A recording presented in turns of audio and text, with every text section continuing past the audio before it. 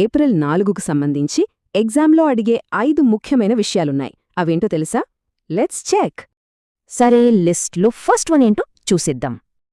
1949 April 4న NATO అంటే North Atlantic Treaty Organisation ఏర్పడింది. దీన్ని వాషింగ్టన్ డీసీలో ఏర్పాటు చేశారు. హెడ్ క్వార్టర్స్ మాత్రం బ్రసెల్స్, బెల్జియంలో ఉంది. ఇంటర్నేషనల్ రిలేషన్స్లో నేటో మీద బిట్ లేకుండా క్వశ్చన్ పేపర్ ఉండదు. ఇది పక్కా గుర్తుపెట్టుకోవాలి. నెక్స్ట్, రెండవ పాయింట్. ఇది సోషల్ అవేర్నెస్కి సంబంధించింది.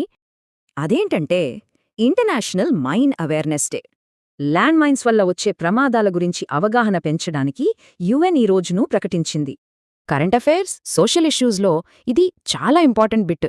స్కోర్ చేయడానికి బాగా హెల్ప్ అవుతుంది. ఓకే, ఇక మూడో పాయింట్కి వెళ్దాం. ఇది టెక్నాలజీకి సంబంధించింది. 1975లో సరిగ్గా ఇదే రోజున మైక్రోసాఫ్ట్ కంపెనీని స్థాపించారు. ఒక టెక్ విప్లవం లాంటిది. దీని ఫౌండర్స్ ఎవరో తెలుసు కదా?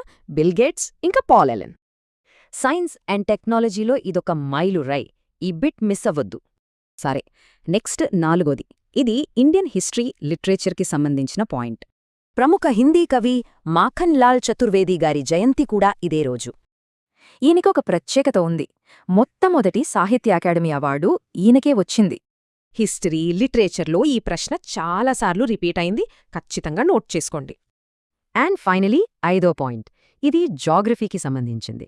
1905లో హిమాచల్ ప్రదేశ్ని కుదిపేసిన కాంగ్రా భూకంపం.